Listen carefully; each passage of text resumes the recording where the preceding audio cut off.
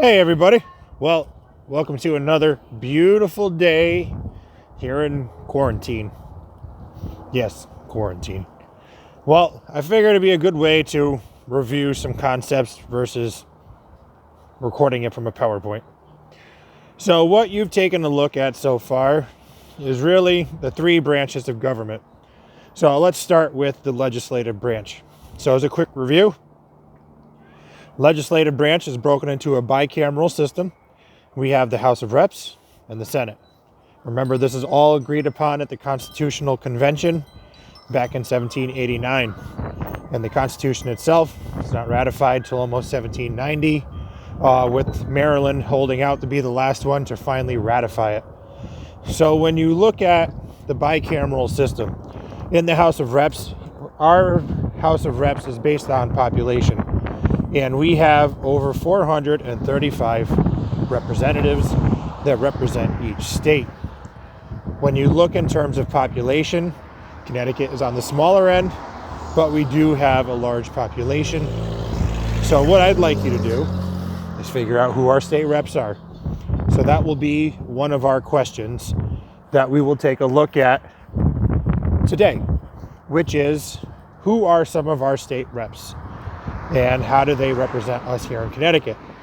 So when going back to the legislative branch, when you look in terms of checks and balances, our founding fathers realized that we had to be able to block each other. So I'm going to get back into that in a moment. Let's continue legislative branch first.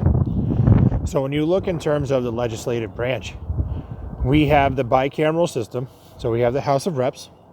Now we also have the Senate. Well, remember, the smaller states wanted to have some kind of equal representation when it came to Congress. Well, that's why we have 100 senators, 2 from each state.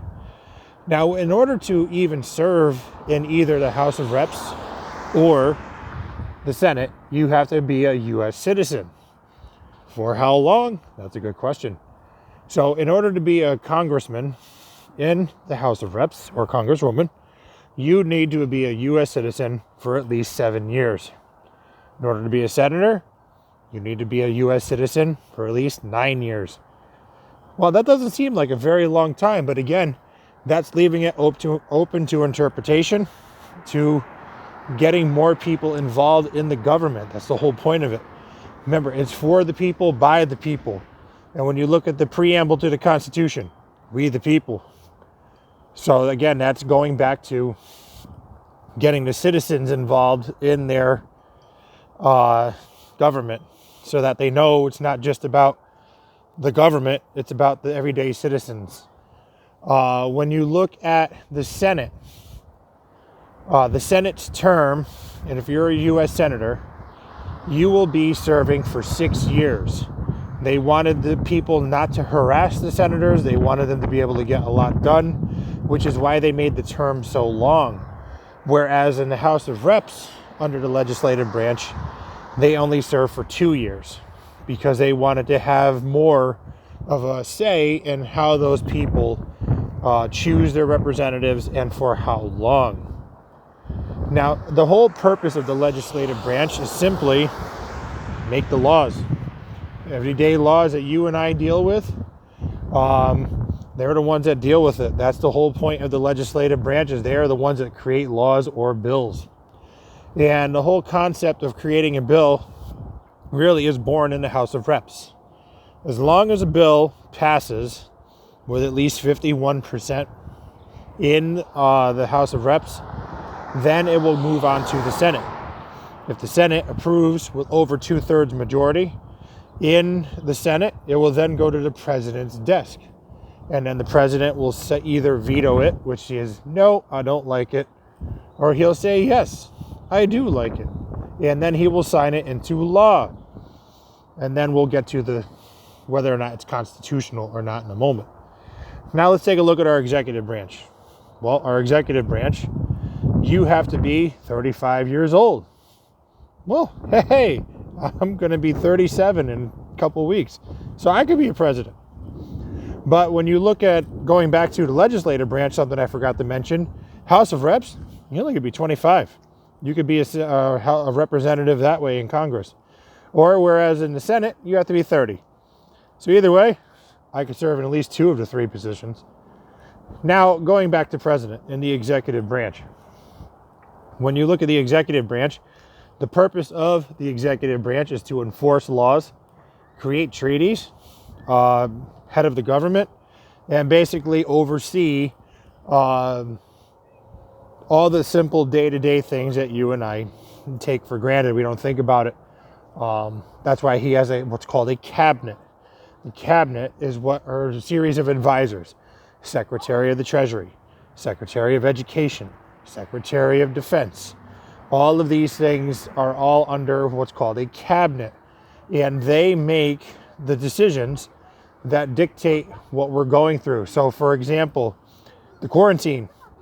A lot of these things are coming directly from our presidency, which is why our governors are doing these quarantines so that we're safe. This is why they're promoting social distancing, so we don't have to continue to be in fear of being contagious and infecting more people than are already infected. So looking at the president, you have to be 35 years old. You can serve 2 consecutive terms, which is only for 8 years. If you serve 4 years, lose your re-election, then you could run again and then serve for another 8 years, because again, the Constitution states you can only serve 2 consecutive terms. It doesn't say how you serve those 2 consecutive terms, so you could win one, lose an election, win another one, lose another one, then run again and win 2 more. So again, it's 2 consecutive terms. We've only had one president who has ever won, lost, and then won again, and that was Grover Cleveland. And so when you look at his presidency, he won one, lost one, won one again, but he didn't win the re-election. So going back to the president, so looking at President Trump, if for whatever reason, like we saw with President Trump, he doesn't do something he was supposed to do, he get impeached. Technically, Trump was impeached by the House of Reps because they found that, well, he didn't do the good things with his collusion with trying to force Ukraine to give him information on Joe Biden. Well, the Senate didn't agree with the House of Reps, and so they overturned and acquitted President Trump of his impeachment. So again, this is that system of checks and balances. But in the end of the day, it's the law of the land that really dictates everything, and whether or not things are constitutional. And that is our Supreme Court or judicial branch. And when you look at the judicial branch, well, that's made up of 9 individuals. That's not a whole lot. They're the ones that make all the decisions. So these 9 individuals, men and women, they serve for life. They're appointed by the president, and they're approved by the Senate. So when you look at this branch, they make sure everything is, well, constitutional.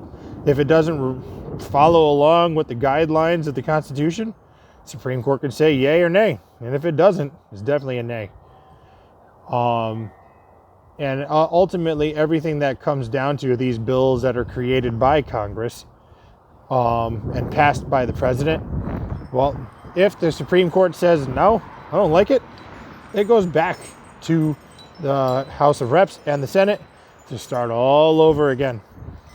And the same thing with the presidency. If the president vetoes any bill, well, they can go back to Congress. But here's the problem. It needs to pass by 2/3 majority in both the House and the Senate in order for that bill to pass. And then even if it does passes, after the president had vetoed it, the Supreme Court could just turn around and say, no, I don't care, go fix it. So that is why, ladies and gentlemen, we have a system of checks and balances so that not one branch is stronger than the other. So I hope you enjoyed this quick review. Again, let's just quickly recap. House of Representatives is for a 2-year position. You must be 25 years old in order to serve. Can be a man or a woman, doesn't matter. And there is no term limit. Senate must be at least 30 years old. You serve for 6 years. Again, no term limit, man or a woman. Again, there's no gender bias in any of these positions. Presidency must be at least 35 years old, must be a natural born U.S. citizen, whereas the other two positions you have to be a citizen for 7 years or 9 years. And again, you are elected by the people. So far our first three positions have been elected by the people, not appointed. Whereas the Supreme Court, there is no age limit. Doesn't say if you have to be a natural born citizen or not. And you're appointed by the president, not elected. And it's for life, or unless you resign. So there you have it, ladies and gentlemen. That is our three branches of government.